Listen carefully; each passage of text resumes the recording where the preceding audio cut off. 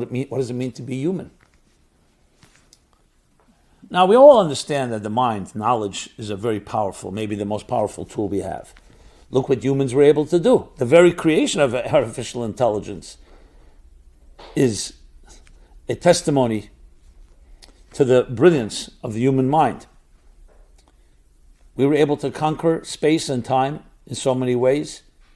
Animals, the elements that are far stronger than we are. Be able to build homes to withstand even great storms.